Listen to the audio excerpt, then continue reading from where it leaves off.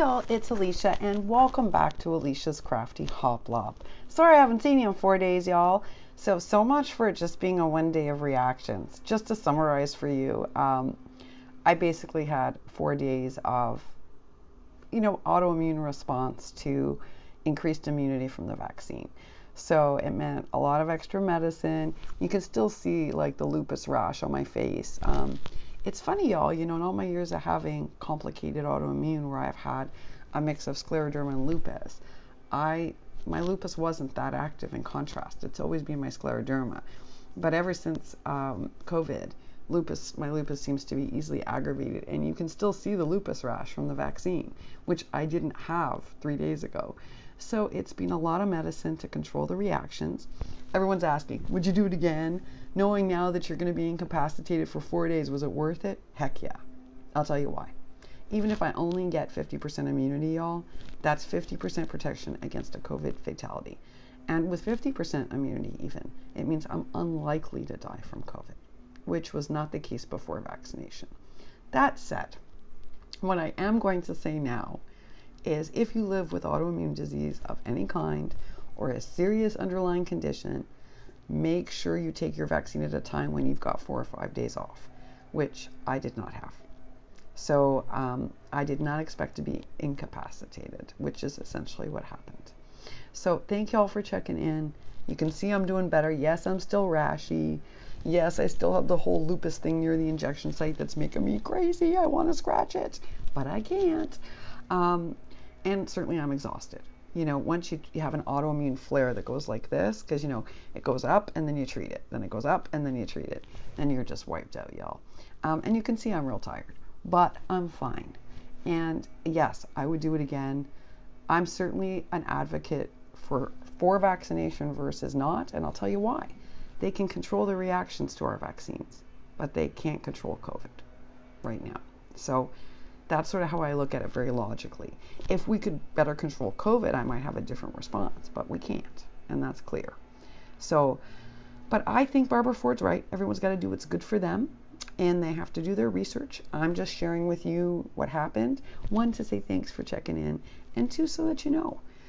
Whatever reactions I had, I lived through, clearly. And so I think it's worth it. But you're going to have to make that assessment for yourself. Just a heads up, if you do have autoimmune or serious underlying conditions, be prepared to take a few days off, at least. All right, y'all. That's not really why I'm on, though. Today is my first almost normal day, meaning I'm still itchy, I still have rashes, but I'm more clear-headed, and I have enough energy to make videos, so that's a good thing. And I'm on here because we have an angel in our community. We actually have 2 angels in our community right now who are kind of in dire circumstances. I haven't come to you about either of them because they have to be ready to tell their story before I can. But one of them reached out to me because things have gotten rather dire, and it was with such a heavy heart, y'all. This angel, this is hard for her to ask. It's just hard. She's used to being the giver, not to be the receiver. And so she tried every other option before having me make this video. And I mean that sincerely. And it's weighing on her heart that we have to make this video. But, I explained to her, COVID, if nothing else, has taught us that one day we can be the giver and the next day the receiver, right? Anyone can be laid off. Anyone can have unforeseen medical expenses. Anyone can suddenly need brand new PPE because their area has suddenly undergone a huge spike in COVID. So I think COVID's a great equalizer. I've said that from the beginning. It doesn't care who you are. And it kind of reminds all of us that we're all vulnerable. And at some point in this, pandemic, we might need help. So I try to remind her of that, that she's usually an angel, but, so now it's okay for other angels in the community to help her. So this is for Bonnie Myers, and I have her permission, so I'm going to tell you she's an angel. She's also a lady who looks after her sister. She makes sure she gets to every chemotherapy appointment and every cancer follow-up appointment, and they're at serious risk. Last month their heating blew out, and it cost them twice Bonnie's monthly income to fix, and somehow she swung it, y'all. I don't know how. I'm scared to ask, but they managed it. Well, now they're in trouble because they're behind on the electric bill. And y'all know that if you know Bonnie, you know that where she lives, they cannot be without electricity. Also, it would be extremely unsafe for her sister. And the electric bill at this point is over $900, y'all. It's just over $900. And the other thing that she's at risk of is her car. And the car, you'd say, well, isn't that a luxury? No, it's not in her case, because she takes her sister to the chemo and cancer center 3 times a week. And her sister, who is so immunocompromised, cannot go by public transportation. So here's where she's at. What do you choose between, right? Do you choose between, the car and saving your sister's life, or electricity that will also make your sister sick? She's in trouble, folks. She's in trouble. And she has gone to everyone she knows. She's gone through every avenue she knows. She's gone to every association she knows. But they're all taxed because it's COVID, And so her last resort was to come here. And as I said to her, look, 1 minute an angel, another the recipient of an angel. That's true for all of us. And there's no shame in that. But you got to remember something. Bonnie was one of the people hurt by Sabrina because Bonnie was an angel. And so that lesson with Sabrina really entered, into her system. So she was like, I'm prepared to show them the electric bill. I'm prepared to publicly share the electric bill and the cutoff notice and my car so that they can see and be transparent. I mean, she was willing to, she wanted me to share it right now in this video.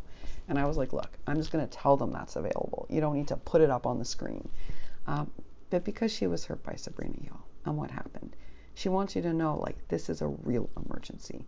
Enough that she's willing to, give you her personal information so that you can see that this is not a ploy. This is a woman in desperate need to save her sister. And that's what this comes down to. Bonnie couldn't care less about herself.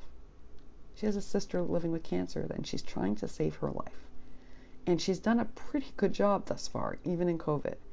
But if they cut off the electricity and she loses that car, that's the end of her sister. And Bonnie feels responsible for that. And she just can't manage both. She just can't this month. It's impossible. So y'all, I know it's a tough time to come to you for help. I know we are all spending more money than we ever anticipated. I know we're all panicked. People are being laid off. We all got PPE to pay for and extra cleaning supplies and medical bills. Nobody is doing well in this crisis. I can tell you that. So it's hard to ask you for $2, for $10. And it's even harder to say, well, we likely need to come up with $1,000 at least to give them some breathing room, because that's only going to cover one of those two. Right? So, whatever you can afford, whether it's $1, it's $2, it doesn't matter, y'all. It'll add up. And even if we only get her part way, let's say we're only able to raise $500 because it's so tight. Well, you know what? That'll help go towards the bill and maybe buy her a little time to negotiate, right? Because it is COVID. Maybe that won't cut off the electricity. A half payment won't cut off the electricity. So whatever you can afford, it's going to help y'all. Now, we do have an emergency PayPal set up, and I need to ask Heather if we can use it for Bonnie. If not, I'll help Bonnie set up a PayPal account today where you'll be able to make a contribution. And that way, too, if you want to see those documents, then Bonnie has a way of, she'll have your email address and she'll be able to send them to you. Because she really wants me to stress that there's proof. Again, she was really hurt by Sabrina. I think, y'all, we've recovered enough to know there are good folks in our community who don't make up stories to hurt people. And I can tell you, I've known Bonnie from day one. And this is a giver. This is a person who's been helping people secretly. This is not somebody who is looking to take advantage of anybody. She's just in a real bad spot. And if we can help her even the teeniest bit, oh my goodness, it's going to give her so much faith, because she is so scared, y'all. She's so scared. And she's scared that she's going to do something bad and something's going to happen to her sister. And I think we can all identify with that, right? I want you to know she's given up internet. She's going to the library. She's given up phone. This is serious. She's cut all the fat from her budget. That's not the issue. It's just they got hit with too many emergencies. A $3,000 heating repair. It just was too much, y'all. Anyway, I'm hoping you can help us. I know it's a tough time for everyone. Again, if it's $1, $2, $10, whatever you can afford, it's going to add up, y'all, if we all come together. It's going to take the whole community. So please spread the word on your channels. Please do a call out for Bonnie. I will ensure that later on today I come on and I share with you how you can do it. Either it'll be the PayPal account that we set up earlier this year for emergencies, or I'll help Bonnie set one up. But please get the word out today. We need to help this lady. We surely do. Plus, it gives us all a chance to be an angel, $1 at a time. All right, y'all. Thank you so much for checking in on me. I really appreciate it. I really am okay, I promise. It just was a rough go. It was just a rough go, and I'm through the worst of it. And yeah, better days ahead. So I am looking forward to seeing you later today. I'm wishing you a happy and a healthy and a creative day. And thank you all so much. Please get the word out about Bonnie so that we can reach as many people as possible. Especially, if you have a lot of followers on Instagram, because clearly I don't do Instagram well. I would truly appreciate it. Thank you all so very much, and I'll see you later today. Bye for now.